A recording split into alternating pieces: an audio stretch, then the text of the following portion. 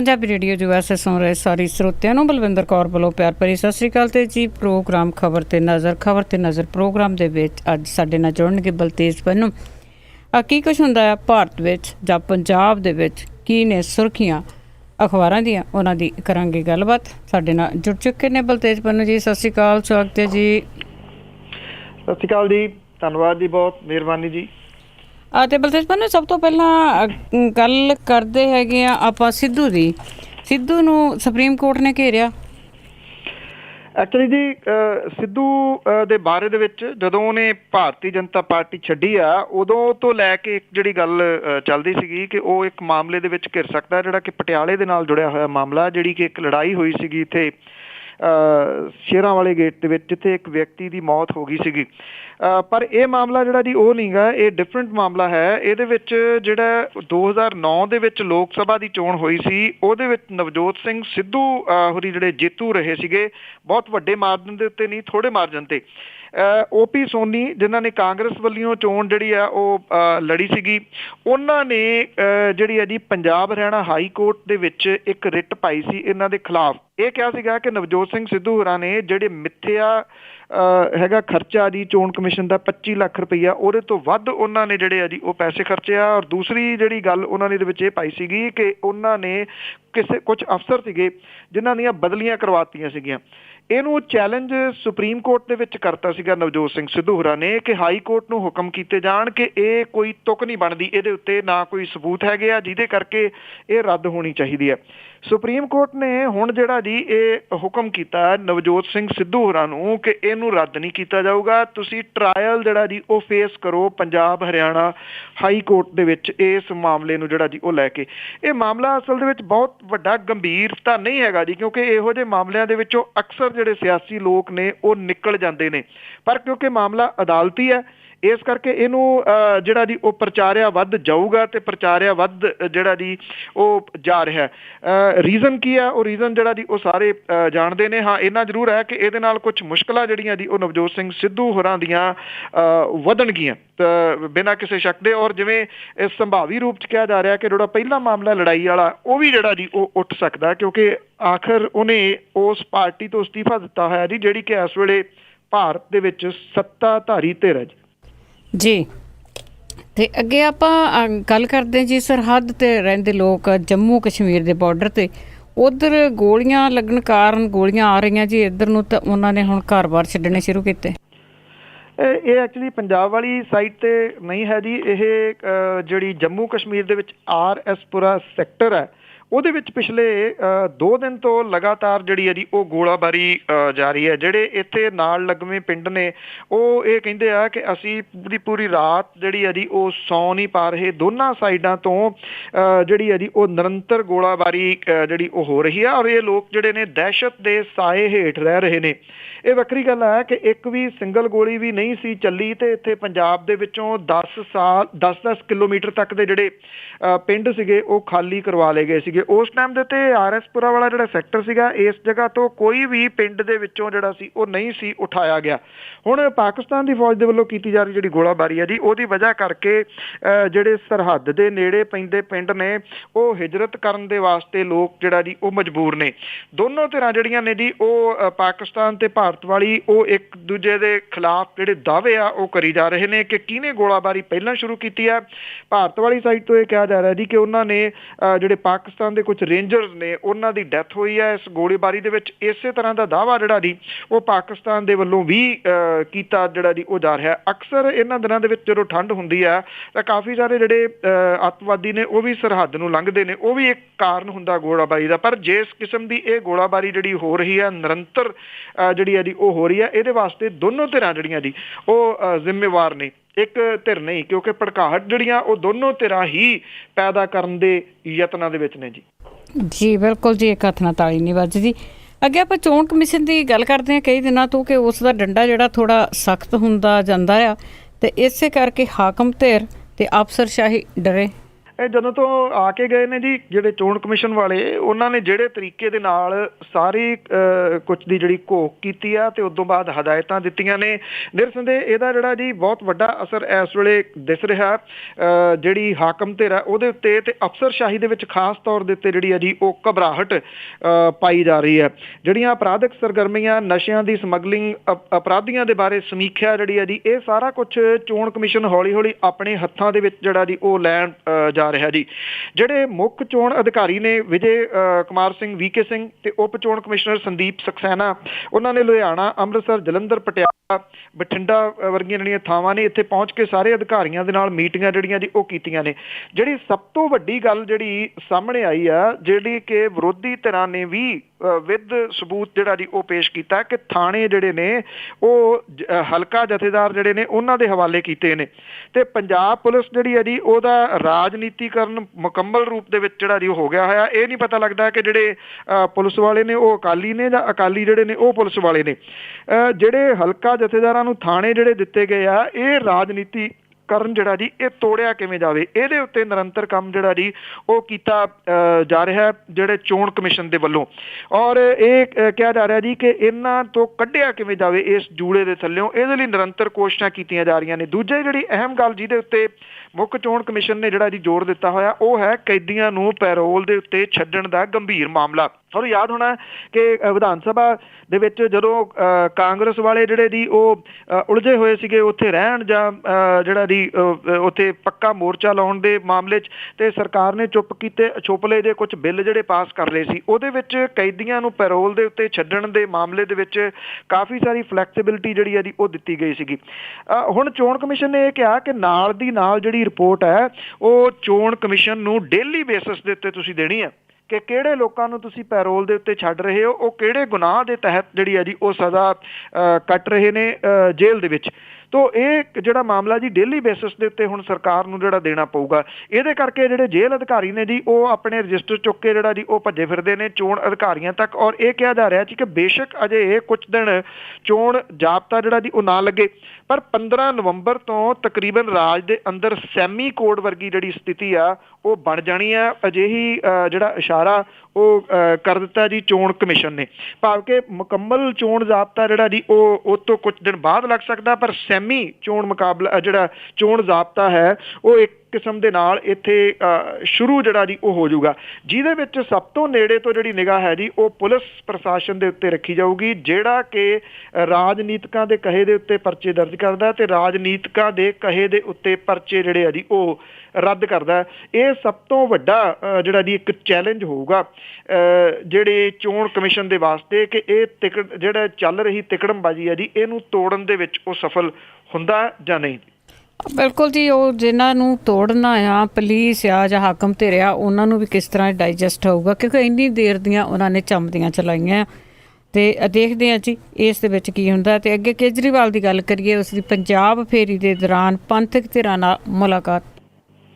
ਇਹ ਐਕਚੁਅਲੀ ਪੰਜਾਬ ਦੀ ਰਾਜਨੀਤੀ ਦੇ ਵਿੱਚ ਕਾਫੀ ਜਿਹੜਾ ਜੀ ਇਸ ਵੇਲੇ ਇਹਦਾ ਨੋਟਿਸ ਲਿਆ ਜਾ ਰਿਹਾ। ਉਹਨਾਂ ਦੀ ਫੇਰੀ ਤਾਂ 3 ਦਿਨ ਦੀ ਸੀਗੀ, ਪਰਸੋਂ ਸਮਾਪਤ ਹੋ ਜਾਣੀ ਸੀ। ਇੱਕ ਦਿਨ ਜਿਹੜੀ ਜੀ ਇਹ ਫੇਰੀ ਵਧਾਈ ਗਈ। ਕੱਲ ਉਹਨਾਂ ਨੇ ਮਾਲਵਾ ਖੇਤਰ ਦੇ ਵਿੱਚ ਜਿਹੜੀ ਹੈ ਜੀ ਉਹ ਮੁਲਾਕਾਤ ਕੀਤੀ ਹੈ। ਜਿਹੜੇ ਭਾਈ ਪੰਥਪ੍ਰੀਤ ਸਿੰਘ ਹੋਰੀ ਨੇ, ਜਿਹੜੇ ਕਿ ਪੰਥ ਪ੍ਰਚਾਰਕ ਨੇ, ਔਰ ਜਦੋਂ ਗੁਰੂ ਗ੍ਰੰਥ ਸਾਹਿਬ ਦੀਆਂ ਘਟਨਾਵਾਂ ਵਾਪਰੀਆਂ ਸੀਗੀਆਂ ਔਰ ਖਾਸ ਤੌਰ ਦੇ ਉੱਤੇ ਜਿਹੜੇ ਜਿੱਥੇ ਗੋਲੀ ਚੱਲੀ ਸੀਗੀ ਉਸ ਕਾਂਡ ਦੇ ਵਿੱਚ ਉਦੋਂ ਜਿਹੜਾ ਜੀ ਰੋਸ ਮੁਜ਼ਾਹਰੇ ਦੀ ਅਗਵਾਈ ਭਾਈ ਪੰਥਪ੍ਰੀਤ ਸਿੰਘ ਹੋਰੀ ਹੀ ਜਿਹੜਾ ਜੀ ਉਹ ਕਰ ਰਹੇ ਸੀਗੇ। ਸੋ ਉਹਨਾਂ ਦੇ ਨਾਲ ਮੁਲਾਕਾਤ ਜਿਹੜੀ ਜੀ ਬੰਦ ਕਮਰਾ ਲੰਬੀ ਚੌੜੀ ਹੋਈ ਹੈ ਅਰਵਿੰਦ ਕੇਜਰੀਵਾਲ ਹੋਰਾਂ ਦੀ। ਔਰ ਇਸ ਮੁਲਾਕਾਤ ਦੇ ਵਿੱਚ ਕੀ ਗੱਲਬਾਤ ਜਿਹੜੀ ਹੈ ਜੀ ਉਹ ਹੋਈ ਆ, ਇਹਦੇ ਬਾਰੇ ਤਾਂ ਕੋਈ ਡਿਟੇਲ ਬਹੁਤੀ ਜਿਹੜੀ ਹੈ ਜੀ ਉਹ ਨਹੀਂ ਸਾਹਮਣੇ ਆਈ, ਪਰ ਇੰਨਾ ਪਤਾ ਲੱਗਾ ਜੀ ਕਿ ਅਰਵਿੰਦ ਕੇਜਰੀਵਾਲ ਹੋਰਾਂ ਨੇ ਜਿਹੜਾ ਜੀ ਉਹਨਾਂ ਤੋਂ ਹਮਾਇਤ ਮੰਗੀ ਆ ਆਮ ਆਦਮੀ ਪਾਰਟੀ ਦੇ ਵਾਸਤੇ ਆਉਂਦੀਆਂ ਚੋਣਾਂ ਦੇ ਦੌਰਾਨ। ਇਹ ਜਿਹੜੀ ਮੀਟਿੰਗ ਸੀਗੀ ਜੀ ਬੜੀ ਗੁਪਤ ਰੱਖੀ ਗਈ। ਈਵਨ ਜਿਹੜੇ ਆਮ ਆਦਮੀ ਪਾਰਟੀ ਦੇ ਨੇਤਾ ਨੇ ਬਠਿੰਡਾ ਡਿਸਟ੍ਰਿਕਟ ਦੇ, ਉਹਨਾਂ ਨੂੰ ਵੀ ਇਹਦੀ ਬਹੁਤੀ ਭਿਣਕ ਜਿਹੜੀ ਸੀ ਉਹ ਨਹੀਂ ਪਈ। ਇਸ ਮੀਟਿੰਗ ਦੇ ਦੌਰਾਨ ਭਗਵੰਤ ਮਾਨ ਹੋਰੀ ਜਿਹੜੇ ਦੀ ਉਹ ਨਾਲ ਸਨ, ਅਰਵਿੰਦ ਕੇਜਰੀਵਾਲ ਹੋਰਾਂ ਦੇ ਜਰਨੈਲ ਸਿੰਘ ਹੋਰੀ ਜਿਹੜੇ ਦੀ ਉਹ ਨਾਲ ਸਨ। ਉਦੋਂ ਬਾਅਦ ਉਹਨਾਂ ਦੀ ਮੁਲਾਕਾਤ ਜਿਹੜੀ ਹੈ ਜੀ ਉਹ ਹੋਈ ਆ ਬਲਵੰਤ ਸਿੰਘ ਨੰਦਗੜ੍ਹ ਹੋਰਾਂ ਦੇ ਨਾਲ। ਬਲਵੰਤ ਸਿੰਘ ਨੰਦਗੜ੍ਹ ਹੋਰੀ ਜਿਹੜੇ ਜੀ ਉਹਨਾਂ ਦੇ ਨਾਲ ਵੀ ਬੰਦ ਕਮਰਾ ਮੀਟਿੰਗ ਜਿਹੜੀ ਹੈ ਜੀ ਉਹ ਹੋਈ ਦੱਸੀ ਦੀ ਹੈ। ਹਾਲਾਂਕਿ ਬਲਵੰਤ ਸਿੰਘ ਨੰਦਗੜ੍ਹ ਹੋਰਾਂ ਦਾ ਜੀ ਇਹਨਾਂ ਦੇ ਨਾਲ ਮੁਲਾਕਾਤ ਕਰਨਾ ਥੋੜ੍ਹਾ ਜਿਹਾ ਇਸ ਪੱਖੋਂ ਅਜੀਬ ਜਿਹਾ ਲੱਗਦਾ ਹੈ ਕਿ 2 ਦਿਨ ਪਹਿਲਾਂ ਬਲਵੰਤ ਸਿੰਘ ਨੰਦਗੜ੍ਹ ਹੋਰੀ ਜਿਹੜਾ ਇੱਕ ਅਖੰਡ ਅਕਾਲੀ ਦਲ ਬਣਿਆ ਉਹਦੀ ਪ੍ਰੈਸ ਕਾਨਫਰੰਸ ਦੇ ਵਿੱਚ ਮੋਹਰੇ ਆਗੂਆਂ ਦੇ ਵਿੱਚੋਂ ਜਿਹੜਾ ਜੀ ਉਹ ਬੈਠੇ ਸਨ ਤੇ ਇਹ ਅਕਾਲੀ ਦਲ ਇੱਕ ਜਿਹੜਾ ਕਰਨ ਦੇ ਵਾਸਤੇ ਯਤਨਾਂ ਦੇ ਵਿੱਚ ਸਨ। ਹੁਣ ਦੂਜੇ ਪਾਸੇ ਉਹ ਜਿਹੜਾ ਜੀ ਆਮ ਆਦਮੀ ਪਾਰਟੀ ਦੇ ਨਾਲ ਮੀਟਿੰਗ ਜਿਹੜੀ ਹੈ ਜੀ ਉਹ ਕਰ ਰਹੇ ਨੇ। ਸੋ ਇਹ ਜਿਹੜੇ ਮਾਲਵੇ ਦੇ ਖਿੱਤੇ ਦੇ ਵਿੱਚ ਵੱਡਾ ਆਧਾਰ ਜਿਹੜਾ ਜੀ ਪੰਥਪ੍ਰੀਤ ਸਿੰਘ ਹੋਰੀ ਰੱਖਦੇ ਨੇ ਔਰ ਖਾਸ ਤੌਰ ਦੇ ਉੱਤੇ ਇਹ ਜਿਹੜਾ ਇੱਕ ਵੱਡਾ ਗਰੁੱਪ ਹੈ ਜਿਹੜਾ ਤੁਸੀਂ ਇਹ ਕਹਿ ਲਓ ਕਿ ਸਰਕਾਰ ਪੀੜਤ ਹੈ, ਜਿਹਦੇ ਵਿੱਚ ਰਣਜੀਤ ਸਿੰਘ ਢੱਡਰੀਆਂ ਵਾਲੇ ਵੀ ਜਿਹੜਾ ਜੀ ਉਹ ਆ ਜਾਂਦੇ ਨੇ, ਭਾਈ ਪੰਥਪ੍ਰੀਤ ਸਿੰਘ ਹੋਰੀ ਨੇ, ਇਹਨਾਂ ਵਰਗੇ ਜਿਹੜੇ ਜੀ ਉਹ ਤਕਰੀਬਨ 5-6 ਹੋਰ ਨੇ। ਸੋ ਇਹ ਸਮਝਿਆ ਜਾ ਰਿਹਾ ਹੈ ਕਿ ਇਹਨਾਂ ਦੇ ਨਾਲ ਕੱਲੇ ਦੇ ਨਾਲ ਗੱਲਬਾਤ ਜਿਹੜੀ ਹੈ ਜੀ ਉਹ ਕਰਨ ਦੀ ਬਜਾਏ ਅਰਵਿੰਦ ਕੇਜਰੀਵਾਲ ਹੋਰਾਂ ਨੇ ਜਿਹੜੀ ਇੱਕ ਮੀਟਿੰਗ ਹੈ ਉਹ ਭਾਈ ਪੰਥਪ੍ਰੀਤ ਸਿੰਘ ਹੋਰਾਂ ਦੇ ਨਾਲ ਕੀਤੀ ਹੈ, ਜਿਹਦੇ ਨਾਲ ਇਹ ਕਿਹਾ ਜਾ ਸਕਦਾ ਹੈ ਕਿ ਉਹਨਾਂ ਨੂੰ ਹਮਾਇਤ ਜਿਹੜੀ ਹੈ ਜੀ ਉਹ ਹਾਸਲ ਹੋ ਸਕਦੀ ਹੈ ਇਸ ਪੂਰੇ ਦੇ ਪੂਰੇ ਗਰੁੱਪ ਦੀ, ਕਿਉਂਕਿ ਇਹਨਾਂ ਦੇ ਕੋਲੇ ਵੀ ਕੋਈ ਚੋਇਸ ਬਹੁਤੀ ਵੱਡੀ ਜਿਹੜੀ ਹੈ ਨਹੀਂ ਗੀ। ਅਕਾਲੀ ਦਲ ਦੇ ਨਾਲ ਉਹ ਗੁਰੂ ਗ੍ਰੰਥ ਸਾਹਿਬ ਦੀ ਬੇਅਦਬੀ ਦੀਆਂ ਘਟਨਾਵਾਂ ਕਰਕੇ ਨਹੀਂ ਜਾ ਸਕਦੇ, ਕਾਂਗਰਸ ਦੇ ਨਾਲ ਜਿਹੜਾ ਜੀ 1984 ਦੀ ਵਜ੍ਹਾ ਕਰਕੇ ਜਿਹੜਾ ਜੀ ਉਹ ਨਹੀਂ ਜਾ ਸਕਦੇ। ਹੁਣ ਅੰਦਰ ਜਿਹੜੀ ਹੈ ਜੀ ਉਹ ਕੀ ਗੱਲ ਹੋਈ ਹੈ, ਕਿਹੜੇ ਤਰੀਕੇ ਦੇ ਨਾਲ ਇਹ ਓਪਨਲੀ ਜਿਹੜੀ ਹੈ ਜੀ ਸਪੋਰਟ ਪਾਰਟੀ ਦੀ ਕਰਨਗੇ, ਕਿਉਂਕਿ ਜੇ ਰਣਜੀਤ ਸਿੰਘ ਢੱਡਰੀਆਂ ਵਾਲੇ ਦੀ ਬਿਆਨਬਾਜ਼ੀ ਵੀ ਪਿਛਲੇ ਦਿਨਾਂ ਤੋਂ ਜਿਹੜੀ ਹੈ ਜੀ ਉਹ ਨੋਟ ਕੀਤੀ ਜਾਵੇ ਤਾਂ ਉਹ ਬੜੀ ਤਿੱਖੀ ਜਿਹੜੀ ਹੈ ਜੀ ਉਹ ਡੇ ਬਾਈ ਡੇ ਹੁੰਦੀ ਜਾ ਰਹੀ ਹੈ, ਖਾਸ ਤੌਰ ਦੇ ਉੱਤੇ ਸੱਤਾਧਾਰੀ ਧਿਰ ਦੇ ਵਿਰੋਧ ਦੇ ਵਿੱਚ। ਅੱਜ ਹੀ ਬਿਲਕੁਲ ਜੋ ਉਹ ਪ੍ਰਚਾਰ ਵੀ ਕਰ ਰਹੇ ਆ ਉਹ ਥੋੜਾ ਜਿਹਾ ਡਿਫਰੈਂਟ ਆ ਜੀ ਪਹਿਲਾਂ ਨਾਲੋਂ। ਤੇ ਅੱਗੇ ਆਪਾਂ ਗੱਲ ਕਰਦੇ ਹਾਂ ਜੀ ਜਥੇਦਾਰਾਂ ਦੀ। ਜਥੇਦਾਰਾਂ ਵੱਲੋਂ ਸੁਖਬੀਰ ਬਾਦਲਾਂ ਦੇ ਖਿਲਾਫ ਜਿਹੜੀ ਕਾਰਵਾਈ ਹੋਣੀ ਸੀ ਉਹ ਮੁਲਤਵੀ ਕਰ ਦਿੱਤੀ ਗਈ ਹੈ। ਐਕਚੁਅਲੀ ਜੀ ਇਹ ਸਰਬੱਤ ਖਾਲਸਾ ਦੇ ਵੱਲੋਂ ਥਾਪੇ ਗਏ ਜਿਹੜੇ ਜਥੇਦਾਰ ਨੇ ਉਹਨਾਂ ਨੇ ਉਪ ਮੁੱਖ ਮੰਤਰੀ ਸੁਖਬੀਰ ਸਿੰਘ ਬਾਦਲ ਹੋਰਾਂ ਦੇ ਖਿਲਾਫ ਕਾਰਵਾਈ ਕਰਨ ਦਾ ਫੈਸਲਾ ਫਿਲਹਾਲ ਮੁਲਤਵੀ ਕਰ ਦਿੱਤਾ ਜੀ। ਔਰ ਹੁਣ ਇਸ ਮਾਮਲੇ ਦੇ ਵਿੱਚ ਅਗਲਾ ਫੈਸਲਾ ਜਿਹੜਾ ਜੀ ਉਹ ਜਗਤਾਰ ਸਿੰਘ ਹਵਾਰਾ ਹੋਰਾਂ ਦੇ ਨਾਲ ਸਲਾਹ ਮਸ਼ਵਰਾ ਕਰਕੇ ਜਿਹੜਾ ਉਹ ਲਿਆ ਜਾਊਗਾ।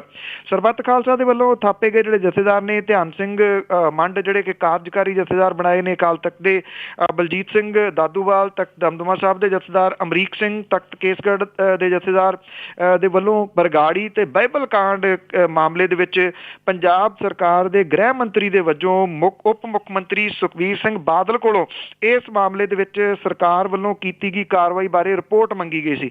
ਹੁਣ ਤੱਕ ਉਪ ਮੁੱਖ ਮੰਤਰੀ ਵੱਲੋਂ ਕੋਈ ਹੁੰਗਾਰਾ ਜਿਹੜਾ ਜੀ ਉਹ ਨਹੀਂ ਦਿੱਤਾ ਗਿਆ। ਜਥੇਦਾਰ ਇਸ ਮਾਮਲੇ ਦੇ ਵਿੱਚ 2 ਵਾਰੀ ਸਮਾਂ ਵੀ ਦੇ ਚੁੱਕੇ ਨੇ। ਪਿਛਲੀ ਮੀਟਿੰਗ ਸਮੇਂ ਉਹਨਾਂ ਨੇ ਸਿੱਖ ਸੰਗਤ ਤੋਂ 26 ਅਕਤੂਬਰ ਤੱਕ ਸੁਝਾਅ ਜਿਹੜੇ ਜੀ ਉਹ ਮੰਗੇ ਸੀਗੇ ਜੀ। ਇਹ ਮੀਟਿੰਗ ਜਿਹੜੀ ਜੀ ਇਸੇ ਸੰਬੰਧ ਦੇ ਵਿੱਚ ਲਾਈ ਗਈ ਸੀ, ਪਰ ਜਿਹੜੀ ਜੀ ਇਸ ਮੀਟਿੰਗ ਇਹ ਨਾ ਕੋਈ ਮੀਟਿੰਗ ਕੀਤੀ ਗਈ ਹੈ, ਨਾ ਕੋਈ ਫੈਸਲਾ ਇਹਦੇ ਵਿੱਚ ਡਿਟੇਲ ਦਿੱਤੀ ਗਈ ਹੈ। ਸਿਰਫ ਇੱਕ ਪ੍ਰੈਸ ਰਿਲੀਜ਼ ਜਿਹੜੀ ਹੈ ਜੀ ਉਹ ਦਿੱਤੀ ਗਈ ਹੈ, ਜਿਹਦੇ ਵਿੱਚ ਇਹ ਕਿਹਾ ਗਿਆ ਜੀ ਕਿ ਹੁਣ ਤੱਕ ਉਪ ਮੁੱਖ ਮੰਤਰੀ ਨੇ ਕੋਈ ਜਵਾਬ ਨਹੀਂ ਦਿੱਤਾ ਤੇ ਇਸ ਕਰਕੇ ਅਜੇ ਉਹ ਆਪਣੇ ਹੰਕਾਰੀ ਹੋਣ ਦਾ ਸਬੂਤ ਜਿਹੜਾ ਜੀ ਉਹ ਦੇ ਰਹੇ ਨੇ।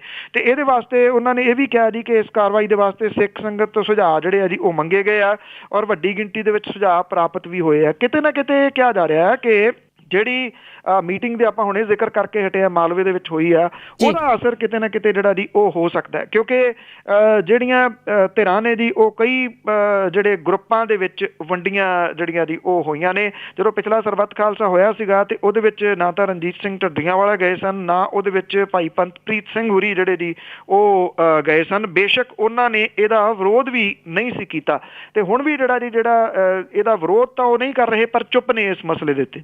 ਹਾਂਜੀ, ਤੇ ਥੋੜੇ ਦਿਨਾਂ ਤੇ ਸਥਿਤੀ ਵੈਸੇ ਸਪਸ਼ਟ ਹੋਈ ਜਾਣੀ ਆ। ਤੇ ਅੱਗੇ ਆਪਾਂ ਸਰਬੱਤ ਖਾਲਸੇ ਦੀ ਗੱਲ ਪਹਿਲਾਂ ਵੀ ਕੀਤੀ, ਕੱਲ ਵੀ ਕੀਤੀ ਸੀਗੀ ਕਿ ਜਿਹੜੀਆਂ ਸਰਬੱਤ ਖਾਲਸੇ ਵਾਲੀਆਂ ਧਿਰਾਂ ਆ ਉਹ ਇੱਕ ਦੂਜੇ ਤੇ ਸ਼ਬਦੀ ਹਮਲੇ।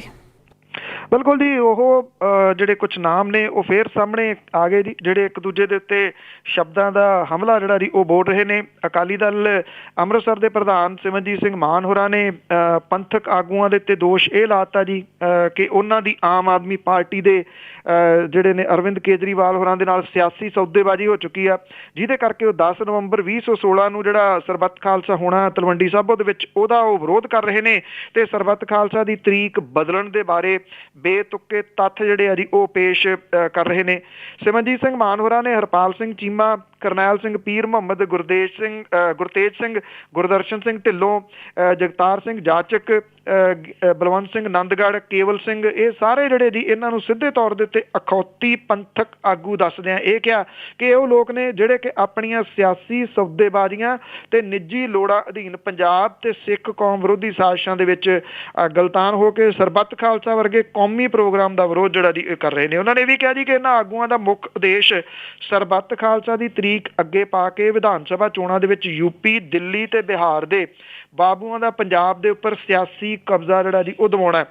ਦੂਜੇ ਪਾਸੇ ਇਹਦੀ ਜਿਹੜੀ ਇਹਦੀ ਵਿਰੋਧਤਾ ਕਰਦਿਆਂ ਹੋਇਆ ਐਡਵੋਕੇਟ ਹਰਪਾਲ ਸਿੰਘ ਚੀਮਾ ਜਿਹੜੇ ਨੇ ਉਹ ਕਹਿੰਦੇ ਨੇ ਕਿ ਅਸੀਂ ਅਰਵਿੰਦ ਕੇਜਰੀਵਾਲ ਹੋਰਾਂ ਦੇ ਨਾਲ ਕੋਈ ਹੱਥ ਜਿਹੜਾ ਜੀ ਉਹ ਨਹੀਂ ਮਿਲਾਇਆ। ਉਹਨਾਂ ਨੇ ਇਹ ਕਿਹਾ ਕਿ ਸਿਆਸੀ ਬੰਦਾ ਹੋਣ ਕਰਕੇ ਜਿਹੜੇ ਸਿਮਰਨਜੀਤ ਸਿੰਘ ਮਾਨ ਹੋਰੀ ਨੇ ਉਹਨਾਂ ਦਾ ਨਿੱਜੀ ਮਫਾਦ ਹੈ। ਉਹਨਾਂ ਨੇ ਕਿਹਾ ਕਿ ਸਾਡਾ ਕੋਈ ਨਿੱਜੀ ਮਫਾਦ ਜਿਹੜਾ ਜੀ ਉਹ ਨਹੀਂ ਹੈਗਾ। ਉਹਨਾਂ ਨੇ ਇਹ ਵੀ ਗੱਲ ਕਹੀ ਹੈ ਕਿ ਜਗਤਾਰ ਸਿੰਘ ਹਵਾਰਾ ਹੋਰਾਂ ਦੇ ਵੱਲੋਂ ਪੇਸ਼ ਕੀਤੇ ਗਏ ਕੌਮੀ ਸੰਕਲਪ ਤੇ ਵਿਧੀ ਵਿਧਾਨ ਦੇ ਅਨੁਸਾਰ ਸਰਬੱਤ ਖਾਲਸਾ ਹੁੰਦਾ ਤਾਂ ਉਹ ਇਹਦੇ ਵਿੱਚ ਜ਼ਰੂਰ ਸ਼ਿਰਕਤ ਕਰਨਗੇ। ਜੇ ਸਿਮਰਨਜੀਤ ਸਿੰਘ ਮਾਨ ਹੋਰਾਂ ਦੇ ਵੱਲੋਂ ਅਪਣਾਏ ਗਏ ਨਿੱਜੀ ਮਾਪਦੰਡਾਂ ਦੇ ਉੱਤੇ ਸਰਬੱਤ ਖਾਲਸਾ ਹੁੰਦਾ ਤਾਂ ਇਹਦੇ ਵਿੱਚ ਉਹ ਜਿਹੜਾ ਜੀ ਉਹ ਨਹੀਂ ਜਾਣਗੇ। ਹੁਣ ਜਿਹੜੀ ਇਹ ਕਹਾਣੀ ਜਿੱਥੋਂ ਸ਼ੁਰੂ ਹੋਈ ਆ ਆਪਾਂ ਕੰਟੀਨਿਊਸ ਜਿਹੜਾ ਜੀ ਉਹ ਦੱਸਦੇ ਆਏ ਆ ਕਿ ਜਿਹੜੇ ਜਗਤਾਰ ਸਿੰਘ ਹਵਾਰਾ ਨੇ ਉਹਨਾਂ ਨੇ ਇੱਕ ਚਿੱਠੀ ਦੇ ਰਾਹੀਂ ਇਹ ਗੱਲ ਕੀਤੀ ਸੀ ਕਿ ਇਸ ਵਾਰੀ ਜਿਹੜਾ ਸਰਬੱਤ ਖਾਲਸਾ ਹੈ ਉਹਦੀ ਅਗਵਾਈ 5 ਜਥੇਦਾਰ ਨਹੀਂ 5 ਪਿਆਰੇ ਜਿਹੜੇ ਕਿ ਸ਼੍ਰੋਮਣੀ ਗੁਰਦੁਆਰਾ ਪ੍ਰਬੰਧਕ ਕਮੇਟੀ ਦੇ ਵੱਲੋਂ ਬਰਖਾਸਤ ਕੀਤੇ ਹੋਏ ਨੇ ਉਹ ਇਹਦੀ ਅਗਵਾਈ ਜਿਹੜੀ ਹੈ ਜੀ ਉਹ ਕਰਨਗੇ। ਇਹਨੂੰ ਲੈ ਕੇ ਸਿਮਰਨਜੀਤ ਸਿੰਘ ਮਾਨ ਹੋਰਾਂ ਦਾ ਧੜਾ ਤੇ ਖਾਸ ਤੌਰ ਦੇ ਉੱਤੇ ਜਿਹੜੇ ਜਥੇਦਾਰ ਥਾਪੇ ਹੋਏ ਨੇ ਉਹ ਵਿਰੋਧ ਕਰਦੇ ਆਏ ਨੇ ਕਿ ਨਹੀਂ ਇਹਦੀ ਜਿਹੜੀ ਅਗਵਾਈ ਆ ਉਹ 5 ਜਥੇਦਾਰਾਂ ਦੇ ਵੱਲੋਂ ਹੀ ਕੀਤੀ ਜਾਣੀ ਜਿਹੜੀ ਉਹ ਚਾਹੀਦੀ ਹੈ। ਇਹ ਇੱਕ ਵੱਡਾ ਭੰਬਲ ਭੂਸਾ ਜਿਹੜਾ ਜੀ ਉਹ ਖੜਾ ਹੋ ਗਿਆ 10 ਸਤੰਬਰ ਨੂੰ ਜਿਹੜਾ ਹੋ ਰਹੇ ਸਰਬੱਤ ਖਾਲਸਾ ਨੂੰ ਲੈ ਕੇ। ਸੋ ਇਹਦੇ ਵਿੱਚੋਂ ਇਹ ਜਿਹੜੀਆਂ ਧਿਰਾਂ ਨੇ ਕਿਵੇਂ ਬਾਹਰ ਆਉਣਗੀਆਂ ਇਹ ਇੱਕ ਬਹੁਤ ਵੱਡਾ ਆਪਣੇ ਆਪ ਦੇ ਵਿੱਚ ਸਵਾਲ ਹੈ। ਜੇ ਇਸੇ ਹੀ ਅੜੀ ਦੇ ਤਹਿਤ ਇਹ ਧਿਰਾਂ ਜਿਹੜੀਆਂ ਜੀ ਉਹ ਕਰਾਉਂਦੀਆਂ ਨੇ ਸਰਬੱਤ ਖਾਲਸਾ ਤਾਂ ਨਿਰਸੰਦੇਹ ਤੁਸੀਂ ਇਹ ਕਹਿ ਸਕਦੇ ਹੋ ਕਿ ਲੜਾਈ ਝਗੜੇ ਵਾਲਾ ਮਾਹੌਲ ਜਿਹੜਾ ਜੀ ਉਹ ਤਿਆਰ ਹੋ ਜਾਊਗਾ ਔਰ ਉੱਥੇ ਜਾਂ ਤਾਂ ਕੁਝ ਧਿਰਾਂ ਜਿਹੜੀਆਂ ਜੀ ਉਹ ਜਾਣਗੀਆਂ ਨਹੀਂ, ਜੇ ਜਾਣਗੀਆਂ ਨਹੀਂ ਤੇ ਫਿਰ ਸਰਬੱਤ ਖਾਲਸਾ ਜਿਹੜਾ ਜੀ ਉਹ ਕਿਵੇਂ ਹੋਊਗਾ।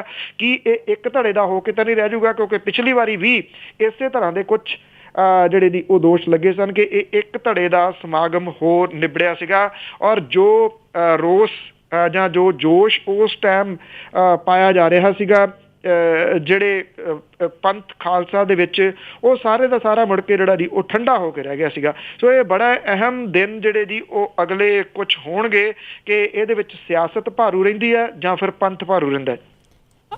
ਬਿਲਕੁਲ ਜੀ, ਕਈ ਮੁੱਦੇ ਤਾਂ ਸਾਡੇ ਇਸ ਤਰ੍ਹਾਂ ਦੇ ਆ ਕਿ ਕੁਝ ਕੁ ਧਿਰਾਂ ਇਹੋ ਜਿਹੀਆਂ ਹੈ ਕਿ ਉਹਨਾਂ ਮੁੱਦਿਆਂ ਨੂੰ ਦੱਬ ਕੇ ਹੀ ਸਾਹ ਲੈਂਦੀਆਂ ਕਿ ਤਾਂ ਕਿ ਲੋਕ ਕੋਈ ਮੁੜ ਕੇ ਉਸ ਨੂੰ ਚੱਕੇ ਹੀ ਨਾ।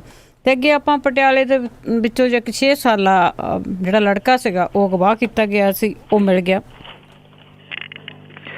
ਦੇਖੋ ਜੀ ਇਹ ਐਕਚੁਅਲੀ ਜਿਹੜਾ 6 ਸਾਲ ਦਾ ਸੀਗਾ ਜੀ ਹਰਤੇਜਵੀਰ ਸਿੰਘ ਇਹਨੂੰ ਜਿਹੜਾ ਜੀ ਕੁਝ ਵਿਅਕਤੀਆਂ ਨੇ ਅਗਵਾ ਕਰ ਲਿਆ ਸੀਗਾ 3 ਦਿਨ ਪਹਿਲਾਂ ਔਰ ਸੋਸ਼ਲ ਮੀਡੀਆ ਦੇ ਉੱਤੇ ਇਹ ਬਹੁਤ ਜ਼ਿਆਦਾ ਜਿਹੜਾ ਜੀ ਚਰਚਿਤ ਰਿਹਾ। ਬਹੁਤ ਲੋਕਾਂ ਨੇ ਅੱਗੇ ਤੋਂ ਅੱਗੇ ਜਿਹੜਾ ਸੀਗਾ ਜੀ ਸ਼ੇਅਰ ਕੀਤੀਆਂ ਇਸ ਬੱਚੇ ਦੀਆਂ ਜਿਹੜੀਆਂ ਪਿਕਚਰ ਸੀਗੀਆਂ।